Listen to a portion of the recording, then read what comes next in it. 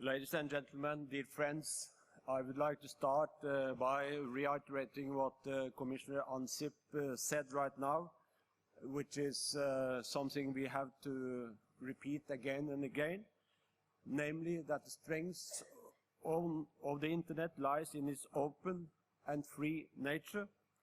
This is the source of its immense power for positive change, socially transforming the way people connect, politically creating an entirely new means of spreading information, empowering the voiceless and holding the powerful to account. Intellectually, we have never seen such a space for the free flow of ideas and therefore innovation. And of course, economically, there is no knowledge economy without the Internet. According to one study I read recently, if developing economies had the same access as developed ones, it could generate up to 140 million new jobs. And yet, I bet that as you wander around listening to today's debates, you will hear as much about what shouldn't happen online as what should. Because the Internet, like all technology, has a dark side too. It is exploited by criminals, terrorists, pedophiles, by states who wish to spy on the citizen, by nasty individuals who hide behind the cloak of anonymity it provides. So I wish to pose a question today. How do we protect all that is good about the Internet while containing all that is bad? I believe we must. The Internet relies on trust. All of the benefits I have described depend on citizens, entrepreneurs, and companies believing that it is a safe space, where their interests, their privacy, their children, and so on are protected. And while I don't believe that the Internet will ever go into reverse, people will never stop using it. I do believe that if trust weakens, people will use it in more guarded ways than they otherwise would, diminishing its potential for good, for democracy, for social evolution, and for economic growth. The answer to misuse of the net is not, of course, heavy-handed regulation. This would kill the Internet. But equally, a free Internet is not a free for all. An open Internet does not mean completely open to abuse. And I believe that there are two key planks to a trusted Internet that will continue to command people's confidence. The first is standards. There have to be some rules for what kind of behavior is and isn't permissible online. We are inching towards a system of global governance, incrementally, a piece by piece, but we are a long way from harmonization. Different countries, including in Europe, employ different approaches, meaning that currently, how free and open your Internet is depends on where you live. And these imbalances are something the Council of Europe is trying to correct. We are Europe's largest intergovernmental organization, with 47 member states spanning from Ireland across the Russian Federation and Turkey, and including all the 28 EU member states.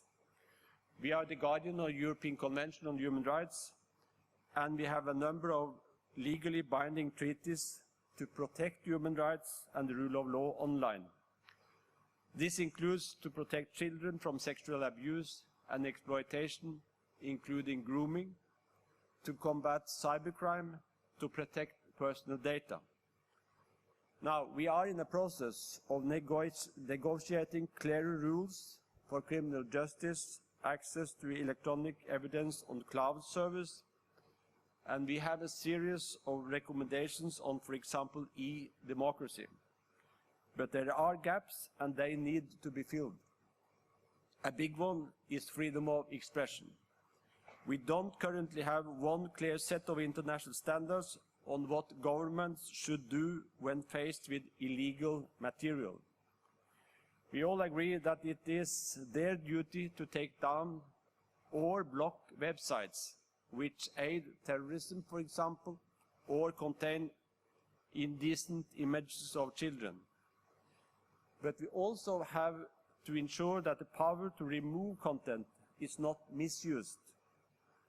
Therefore, I recently commissioned a study into what currently happens in over 47 member states, and the picture is very worrying indeed.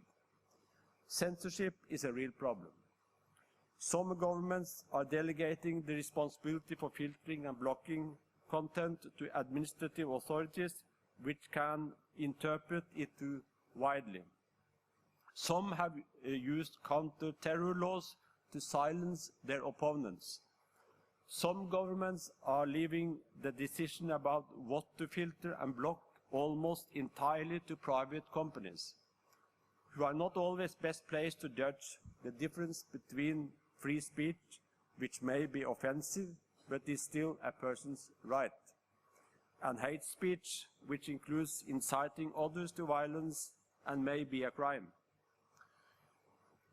Now, for this reason, I was pleased to see that the European Commission's new code of conduct with industry to remove hate speech contained an explicit reference to the judgment of the European Court of Human Rights, whose case law is indispensable in this regard. This patchwork of responses, some of them contrary to fundamental freedoms, is not good for trust. So the Council of Europe is now going to create one set of common standards to empower European governments' illegal content while safeguarding free speech. And as with all these things, its impact will depend on political will, so urge your governments to give this their full support. Second, in addition to the right rules, we need responsibility. And here, I want to make a direct appeal to industry. More than anyone, the tech companies and business operating online depend on trust on internet users. It is in their clear self-interest to maintain it. And if they do not, they must beware the reactionary and heavy hand of state interference if and when in the future things go wrong. Regulating the internet is very much like regulating the press. Outside of authoritarian or anti-democratic regimes, no one wants to see governments or even independent bodies impose themselves too heavy. The best way to stop this is if private actors are seen to act in the public good.